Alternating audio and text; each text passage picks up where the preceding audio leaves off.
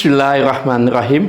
Assalamualaikum warahmatullahi ta'ala wabarakatuh. Bapak Ibu sekalian, saya ingin berbagi pemahaman yang telah saya pahami selama 36 tahun saya belajar tentang rohani dan spiritual. Intinya tentang hakikat jati diri. Nah, saya di sini saya akan bercerita gelas kosong ini ibarat batang tubuh kita. Ya, artinya waktu kita lahir Bapak Ibu itu kita itu bersih. Makanya dinamakan orang yang bersih. Jadi kalau bayi lahir itu bersih. Ya, tidak kotor dia. Nah, ini. Jadi ini adalah jasad yang dalam tadi namanya rohani. Jadi manusia itu terbagi dua, ada jasad, ada rohani. Jadi kalau meninggal rohaninya yang jalan, jasadnya ditanam, rohaninya yang naik. Nah, setelah akil balik, manusia itu biasanya melakukan perbuatan dosa, kesalahan-kesalahan. Nah, itu tadi ibarat dosa. Dosa itu kotoran. Air hitam itu anggap dosa, kotoran. Maka rohaninya menjadi kotor. Otomatis kalau rohani kotor seperti ini, otomatis matinya akan kena hisab. Tentu menjadi nar. Tugas kita di dunia, bagaimana tazkiyatun nafs, membersihkan jiwa kita, yang membersihkan rohani kita, yang tadinya putih, yang sekarang sudah penuh dosa, kita kembalikan putih.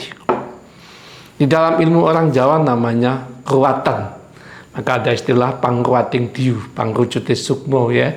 Ada istilah sana dari Sultan Agung dulu. Nah, dalam ini pentingnya dari yang disampaikan dari Imam Al-Ghazali bahwa manusia itu butuh tazkiyatun nafs, pembersihan jiwa. Bagaimana proses membersihkan jiwa? Kita butuh cahaya. Kita butuh cahaya Asma'ul Husna. Nah, kita butuh Nur Al-Qudus. Kita butuh Nur As-Salam. Maka perbanyak dengan zikir ya Rahman, ya Salam, ya Rahman, ya Qudus. Kita perlu berbuat baik dengan orang lain agar cahaya-cahaya tadi masuk. Kita perlu mengaji, sholat, zakat, dan sebagainya. Semua itu tentu untuk mendapatkan cahaya. Nah, cahaya itulah saya perumpamakan dengan air putih, ya. Jadi ini kalau ini saya umpamakan saja. Nah, jiwa yang kotor ini kita butuh berbuat baik, butuh mengaji, butuh sholat, butuh segala-galanya, zakat, sedekah. Ini cahaya. Wujud pahala itu cahaya. Nah, terus kita butuh cahaya, kita zikir terus, kita doa, kita berbuat baik terus pada orang lain. Terus lakukan tiada henti. Akhirnya sampai nanti bersih, ya. Tidak ada berhenti, ya. Tadi kita terus mengaji, zikir, berbuat baik supaya cahayanya turun di tubuh kita. Laqad ja'akum minallahi nurun, ya. Terus kita siram. Jangan lagi kita berbuat maksiat. Kalau berbuat maksiat kotor lagi. Sampai akhirnya bersih. Kalau begini Bapak Ibu, begitu kita meninggal, tentu jadi ahlul jannah, penghuni surga. Tapi kalau tubuh ini, rohani kita kotori lagi, berbuat maksiat, korupsi, nyolong, nipu, maka kotor lagi. Berzina kotor lagi. Kita wajib membersihkan lagi. Puasa, sholat, sedekah, ngaji, segala macam, terus menerus. Ngotorinya sebentar sedikit, tapi membersihkan butuh waktu yang lama. Dan sebab itu kita harus selalu waspada. Jangan berbuat yang mengotori rohani kita. Ya, kita yang berjuang. Jangan menghina orang lain dan sebagainya. Nah, ini tadi perumpamaannya. Jadi kalau misalnya sudah kotor begini, tugas kita harus membersihkan. Dengan apa?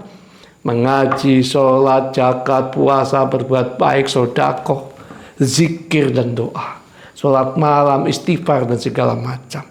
Zikir la ilaha illallah Muhammad Rasulullah, astagfirullahaladzim, as'aluhu taubatan. Terus supaya apa? Supaya cahaya ini masuk terus. Jadi target kita ini bagaimana kita membersihkan rohani kita. Yang rohani kotor ini harus kita bersihkan. Makanya untung orang Islam itu di bulan Ramadan itu totalitas kita membersihkan rohani kita. Kalau bersih rohaninya, luar biasa. Tentu akan menjadi ahlul jannah. Bagaikan bayi yang lahir kembali. Itu ada istilah orang, bagaikan bayi yang lahir kembali. Seperti apa gambarannya? Seperti ini. Cahaya putih tadi terus kita minta sama Allah yang bernama As-Salam dan Al-Qudus, terus zikir supaya rohani kita bersih. Tidak boleh menyerah, karena itu semua kebutuhan kita, ya. Terus kita siram sehingga menjadi bersih. Itu tugas kita dan tanggung jawab kita sendiri, bukan tanggung jawab orang lain. Hanya kita yang bisa membersihkan diri kita dengan cara ilmu yang benar. Nah, saya akan bercerita kenapa jiwa kita kotor. Ini perumpamaan ruh kita. Ruh itu, ya anggap aja hitam putih ya. Kadang baik, kadang jelek. Kita punya jiwa 4. Di dalam Islam, nafsu amarah, saya lambangkan dengan merah, nafsu amarah, dia ada di utara. Ini nafsu lawamah selatan, nafsu supiyah, nafsu mutmainah. Ini dalam konsep Islam. Kalau orang Jawa bilang sedulur papat. Jadi saudara kita 4 ini. Pancernya ya kita, ruh kita. Nah, kalau manusia emosi, marah, jengkel, dendam, ngamuk, maka ini unsur iblis ini yang masuk di dalam diri. Maka dia akan ngamuk, dia akan marah, dia akan dendam, dia akan kecewa. Dia tidak taat pada perintah Tuhan karena dipengaruhi jiwa amarah atau nafsu iblis. Setelah itu dia tenang, dia keluar lagi, gitu. Terus kalau orang itu dimasukin oleh nafsu binatang, ya, maka perilakunya seperti binatang. Perilaku seperti binatang itu seperti apa? Mencuri. Binatang tuh nggak tahu kalau dia mencuri. Ambil aja punya orang lain, makan punya orang lain. Berzina sembarang segala macam. Perbuatan-perbuatan maksiat. Tentu itu perilakunya binatang. Karena binatang tidak punya aturan. Artinya kalau manusia tidak pakai aturan, ya seperti binatang. Nah, kalau mati, nggak bertobat, ruhaninya jadi binatang. Kalau jadi binatang, ya pasti kena hisab, masuk neraka. Sederhananya begitu. Apalagi kalau ini abadi, bahaya kalau bersama yang merah ini. Karena ini iblis. Kalau ini sifat ketaatan, terkadang kita taat. Waktu kita taat dikuasai oleh sifat ketaatan, kita peduli sama orang lain, kita ibadah dan segala macam. Tapi karena kita tidak tahu, kadang kita sombong. Ada orang taat, tapi sombong karena dimasuki sifat iblisnya. Kadang-kadang masih melakukan sifat binatang, dia masih melakukan perilaku yang maksiat. Kadang dia berbuat kebaikan atas nama Tuhan segala macam, sifat ketuhanan. Inilah manusia. Kadang memiliki sifat ketuhanan, kadang memiliki sifat iblis, kadang memiliki sifat ketaatan, dan kadang memiliki sifat kebinatangan. Nah, bagaimana dengan keadaan ini? Tentu kita perlu bersihkan yang namanya tazkiyatun nafs, pembersihan jiwa dan hati. Kalau orang Jawa, pangruating diu, pangrucute sukma, pangruating diu.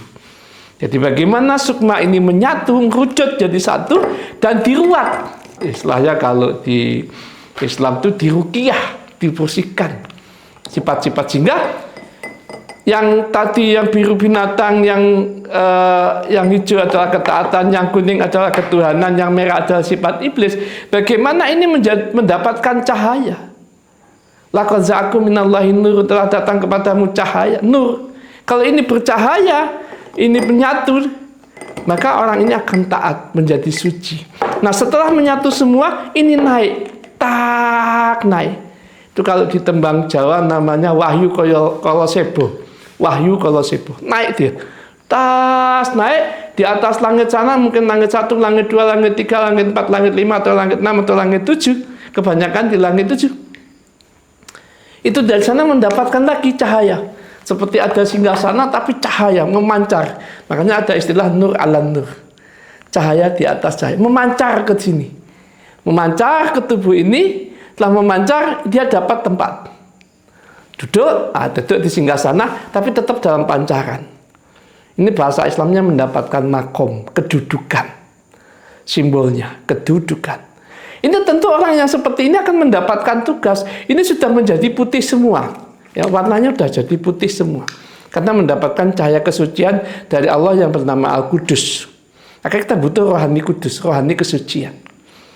Nah, setelah kalau di tembang Jawa itu tembangnya Sunan Kalijaga, diwisuda, diwisuda di langit gitu ya, diwisuda. Nah setelah diwisuda di langit, disucikan ini turun lagi ke bumi, turun ke bumi, dia otomatis syiar, ya. Bisa jadi menebarkan kebaikan terhadap umat, menyelamatkan umat, membantu orang lain yang membutuhkan. Intinya menerangi manusia pada jalan kebenaran. Itulah sebenarnya substansi hakikat kita. Ini yang dinamakan, kalau saya bilang, kumoro jati, telah datang kesejatian. Karena sudah dicahayai, sudah mendapatkan nur ilahi, sudah mendapatkan cahaya. Nah, tugas kita di situ. Jadi bagaimana kita mensucikan diri kita. Nah kalau mati, ini jasad ini dikubur. Kalau ini sudah bersih semua putih, otomatis naik dan otomatis surga. Nah, itu tugasnya. Nah, oleh sebab itu dibutuhkan. Silakan Bapak Ibu cari guru di lingkungan Bapak Ibu. Banyak orang pintar di lingkungan. Bahwa pentingnya pembersihan jiwa, pembersihan hati, dan pembersihan pikiran. Sehingga menjadi akhlakul karimah. Semua adalah kepentingan kita sendiri, bukan kepentingan orang lain. Selagi kita memiliki kesadaran, selagi kita memiliki semangat, memiliki kemampuan, jangan tunda waktu untuk memperbaiki diri. Karena itu hanya untuk kepentingan kita, bukan kepentingan orang lain.